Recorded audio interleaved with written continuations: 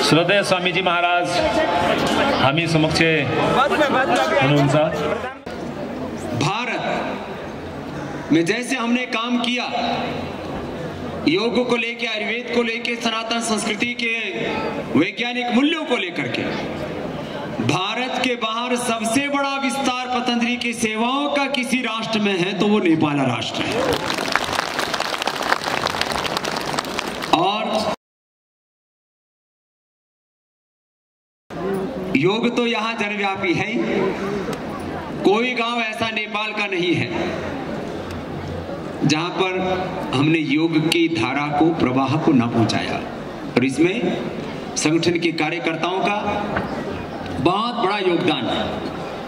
और अभी देखो, हमारा कोई औपचारिक कोई अनौपचारिक नहीं होता है, इसलिए अब हमारे आस्था नेपाल से लेकर के, पतंजलि नेपाल से लेकर के, जिसको भी लाइव दिखाना है सब दिखाओ, खूब आनंद करो, मस्ती करो। और एक बार मेरे साथ हाथ उठा करके बोलेंगे, बोले पशुपतिनाथ भगवान की, नेपाल आमा को। तो हम तो विधिवत ऐसी शुरुआत कर देते, औपचारिक शुरुआत बाद में होती रहेगी। हम तो जो बोलते हैं वो एक फिल्मी डायलॉग लोगों ने बना रखा, बोलो हम जहां से चलते वहां से दुनिया शुरू होती है। तो हम कोई औपचारिक अनौपचारिक नहीं होते, हम तो एक एक पल योग के लिए, धर्म के लिए, संस्कृति के लिए, सेवा के लिए, मानवता के लिए जीते हैं। और अपने संन्यास धर्म को, अपने सनातन धर्म को, अपने सेवा धर्म को, अपने स्वदेशी धर्म को और अपने ऋषि धर्म को प्रामाणिकता से निभाते हैं। और आप सबको भी निभाना है, क्योंकि हमारा राजनीतिक रूप से देश अलग हो सकता है, दो देश हो सकते हैं, भारत और नेपाल, लेकिन हमारे पूर्वज एक, हमारे पूर्वजों की संस्कृति एक है, हमारा धर्म अध्यात्म एक है, हमारे मूल्य एक, हमारे सिद्धांत एक है। और उन्हीं एकता के मूल्यों पर चल करके, जैसे देखो, मैं एक बात तो ये भी कहता हूं कि मेरा राजनीतिक जो एक रूप से ना, किसी को सर्टिफिकेट चाहिए होता है कि आप किस देश की सिटीजन हो, कहीं जाना हो तो उसके लिए पासपोर्ट, वीजा आदि जरूरत पड़ती है, भले ही, और ये भगवान का विधान है, भले ही मैं भारत का राजनीतिक हूं, राजनीतिक दृष्टि से वहां का नागरिक हूं, राजनीतिक दृष्टि से भले ही मैं भारत का नागरिक हूं, लेकिन आध्यात्मिक दृष्टि से स्वामी रामदेव और आचार्य बालकृष्ण विश्व नागरिक है, वर्ल्ड सिटीजन। और इसमें ये हमारी संस्कृति प्रकृति हमें सिखाती है। खैर, तो आज एक भारत का नहीं, एक विश्व का नागरिक आपसे बात कर रहा है, इस रूप में बात कर रहा है कि हम सबको मिलजुल करके इस अपने सनातन मूल्यों के आधार पर अपने आप को ऊंचा उठाना है, देश को ऊंचा उठाना है। जो पितृभूमि है,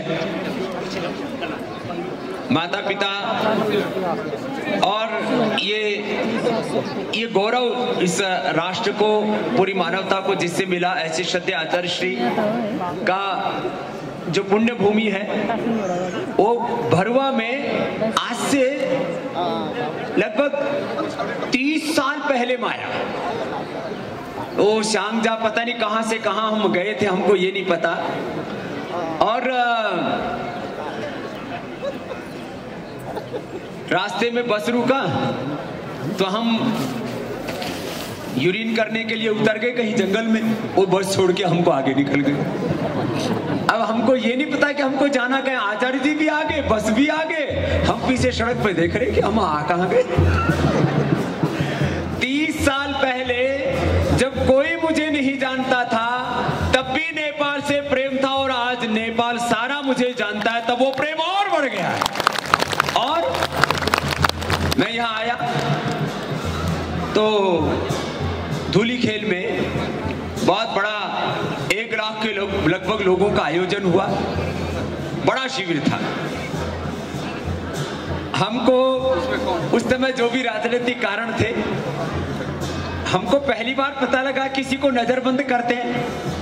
हमने कहा भैया तुम अभी भारत के सन्यासी को नहीं पहचानते हो, सन्यास धर्म को नहीं पहचानते हो, हमको नजरबंद मत करो।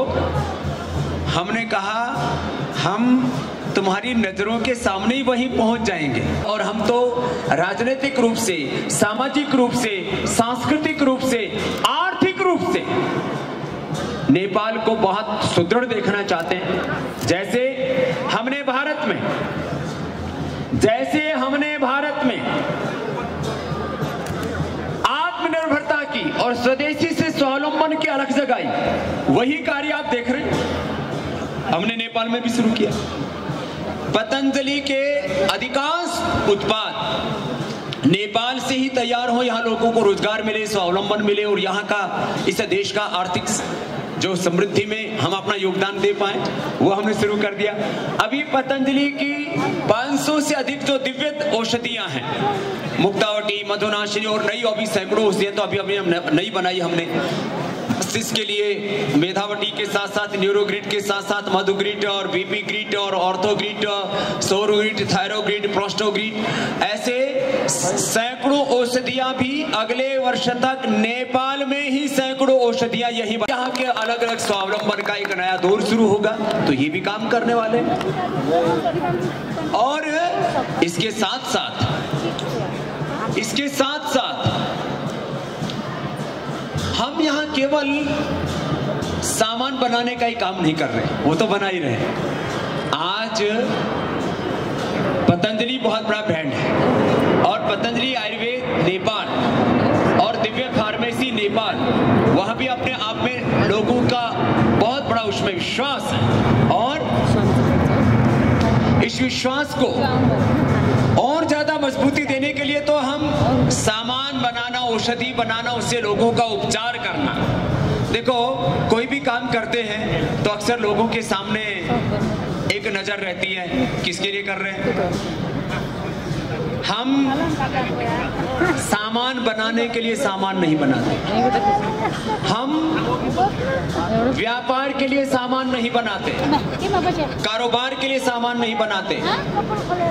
हमने शून्य से यात्रा शुरू की है। एक अनपढ़ माँ बाप के घर से पैदा होकर के, चाहे मैं एक हिंदुस्तान के छोटे से गांव से निकला, या पूज्य आचार्य श्री को आप देखें, वो भी गांव की भाषा में एक छोटा सा जमींदार का लड़का आपके सामने खड़ा है, जिसके पास 3, 4, 5 एकड़ जमीन थी।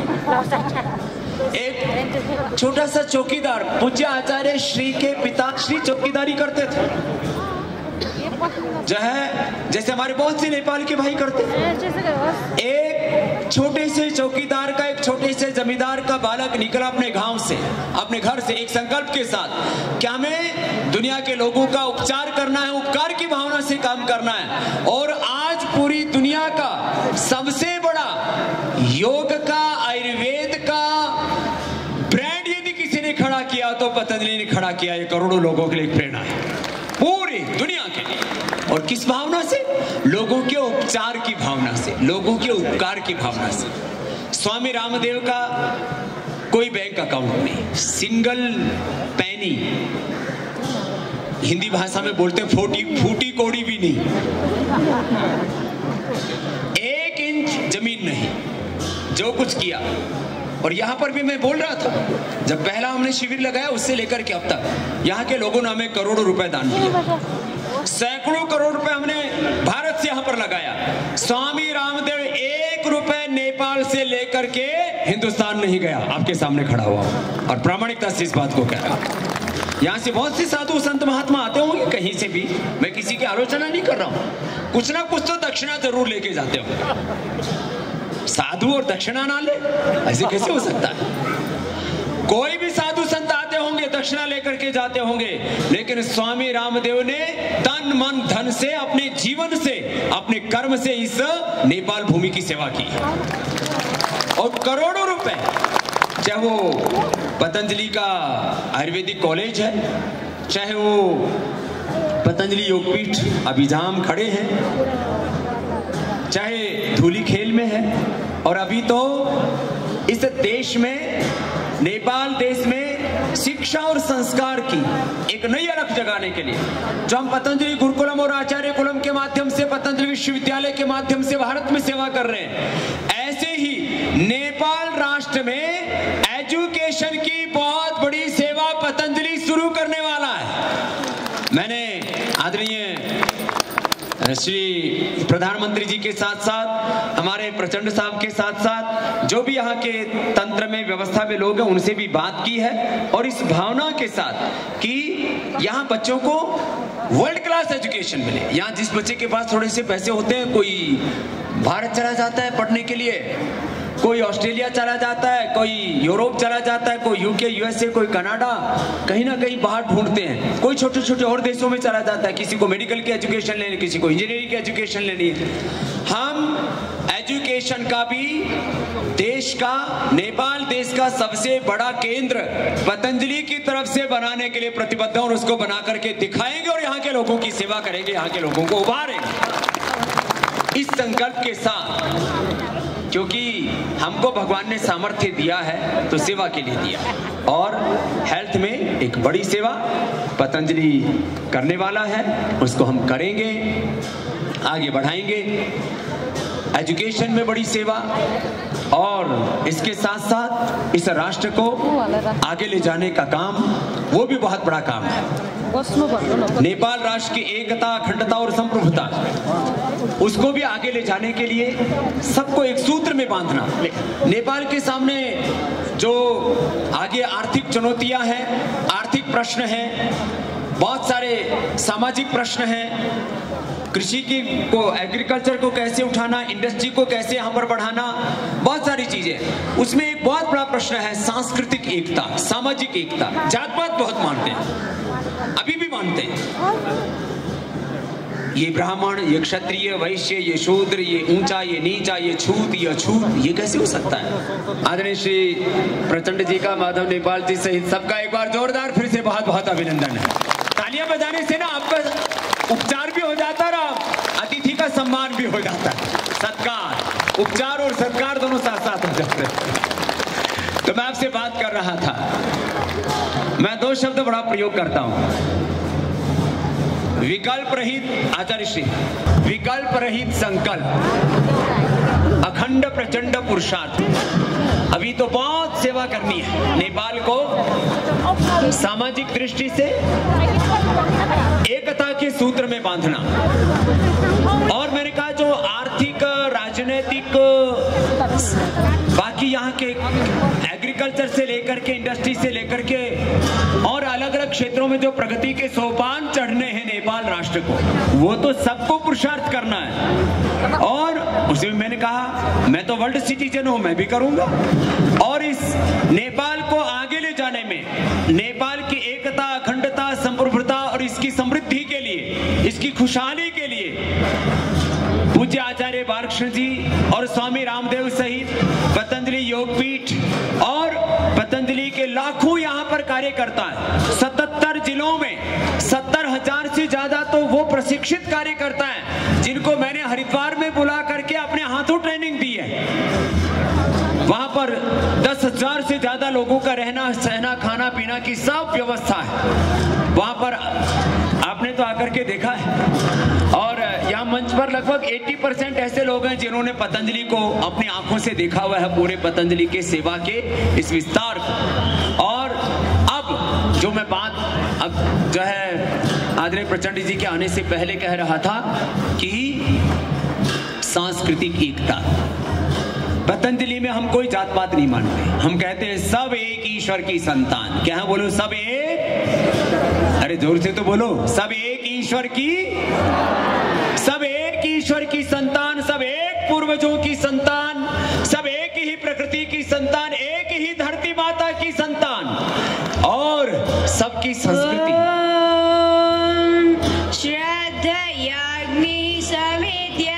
पतंजलि के बालक, पतंजलि सेवाश्रम भूकंप के बाद जो बच्चे 2, 3, 5 साल के थे आज वो बड़े हो गए हैं।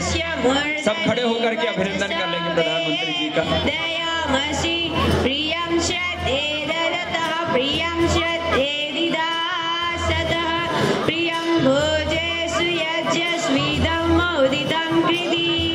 यथा देवासुरेषु श्रद्धा मुद्रेषु चक्रिरे एवं भोजेषु यज्ञस्वस्माकमुदितं कृधि श्रद्धां देवा यजमान वायुगो उपासते श्रद्धामृतया याकूत्य श्रद्धया विन्दते वसु श्रद्धां प्रातर्हवामहे श्रद्धां मध्यन्दिनं परि श्रद्धां सूर्यस्य निमृचि श्रद्धे श्रद्धापयेहनः। मात्र आस्था नेपाल और पतंजलि नेपाल चैनल स्वदेशी समृद्धि कार्ड और ये पूरा पतंजलि योगपीठ का नया विस्तार ही नहीं, आने वाले समय में योग आयुर्वेद और अध्यात्म की एक राजधानी के रूप में नेपाल की पहचान हो, ऐसा पूरा पुरुषार्थ हम करें कि सारी दुनिया के आकर्षण का केंद्र नेपाल बने। बहुत बड़ी सांस्कृतिक विरासत है हमारे पास और जितने भी यहाँ पर राजनीतिक दलों के लोग हैं और अभी माधव नेपाल जी तो चले गए, प्रचंड जी को तो ये प्रचंड जी का जब ये बड़े खतरनाक भाषण दिया करते थे तब मैंने एक दिन वो मेरे कैसेट का हाथ लगी, मैंने कहा ये आदमी तो बड़ा जोरदार है। तो मुझे नहीं पता था ये जो जिस प्रचंड जो एकदम प्रचंड प्रचंड भाषण देता वो कभी मेरे बगल में बैठेगा। तो वो बड़े खतरनाक हुंकार भरा करते थे, तो हम लोग भी उसी हाँ ये बात तो ठीक है, ये बाहर से जितने प्रचंड दिखते हैं ना उतना ही इनका हृदय बड़ा कोमल है। तो एक बार इनका भी बहुत बहुत अभिनंदन है पुनः। और हमारे प्रधानमंत्री जी बात ही एक तरह से साधु स्वभाव, देखो ऐसा एक तरह से राजनीति में एक राजयोगी जैसे हैं, तो एक बार प्रधानमंत्री जी का जोरदार अभिनंदन है। ऐसा बहुत साधु स्वभाव और कि नेपाल के लिए अच्छा हो, सामाजिक आर्थिक राजनीतिक सांस्कृतिक सभी दृष्टियों से एकता अखंडता संप्रभुता संपन्न राष्ट्र बने, उसके लिए बहुत पुरुषार्थ करते हैं आप। और आज हमारे उपेंद्र यादव साहब ये भी हमारे प्रखर शिष्य हैं और जो है वैसे भी बड़ा मजबूत है और राजनीतिक मजबूती की प्राप्त करने के लिए अहरनिश पुरुषार्थ करते हैं। तो उपेंद्र यादव जी का भी बहुत बहुत अभिनंदन है। हमारे बालकृष्ण जी, दो बालकृष्ण हमारे इधर भी उधर भी हमारे गृह मंत्री बालकृष्ण जी का भी एक बार खांड साहब का भी बहुत बहुत अभिनंदन। रामचंद्र पौडियाल जी वो तो हमारे एक तरह से कार्यकर्ता जैसे, उनका पूरा योगी है। और ज्ञानेंद्र महत जी जो भी महतो जी जो भी यहाँ पर जो है पीछे ही विराजमान है, उपेंद्र महतो, हाँ राजेंद्र महतो जी, राजेंद्र महतो जी, उनका भी बहुत बहुत अभिनंदन है। ये हमारे जो है और महेंद्र राय जी कृषि मंत्री जी, खेती के बारे में बड़ी योजना श्रद्धेय आचार्य श्री ने शेयर की है प्रधानमंत्री जी के साथ, प्रचंड जी के साथ। चित्रलेखा यादव जी और हमारे शरद सिंह भंडारी साहब और अरुण सराफ जी, नारायण जी, सुलभ जी, उपेंद्र महतो जी, चंद्र ठकाल जी, कृष्ण प्रसाद जी और जो है हमारे अरुणा स्वामी जी, बहुत तो सबका के साथ साथ देखो पतंजलि में ये जो 25-30 किलो का आदमी घूमता रहता है ना, ये बहुत सेवा करता है। तो मोती दुगड़ साहब से लेकर के सबका अभिनंदन। और इसका एक बार शालिग्राम के लिए भी जोरदार ताली बजाते, बहुत सेवा करता है।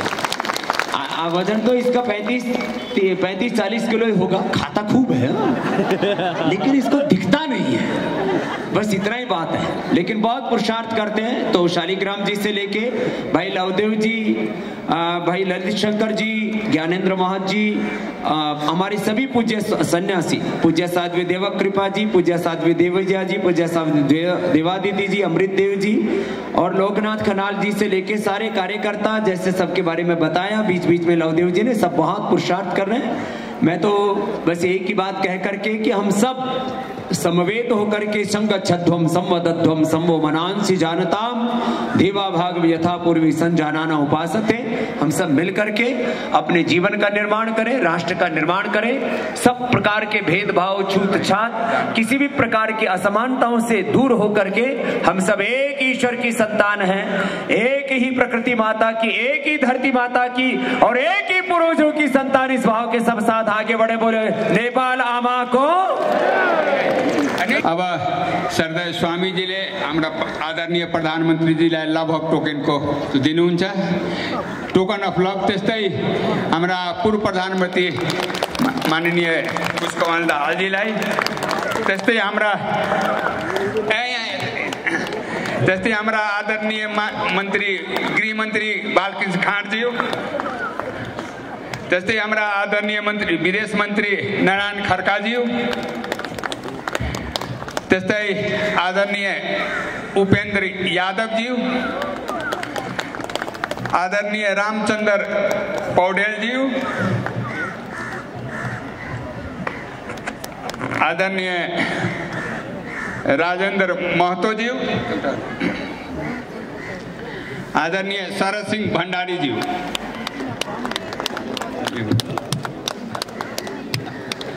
आदरणीय महामहिम भारतीय राजदूत विनय क्वात्रा जी, विनय क्वात्रा साहब भी हमारे बहुत इस पतंजलि की सेवाओं में बहुत योगदान दे रहे हैं। एक बार उनके भी जोरदार अभिनंदन हो जाए।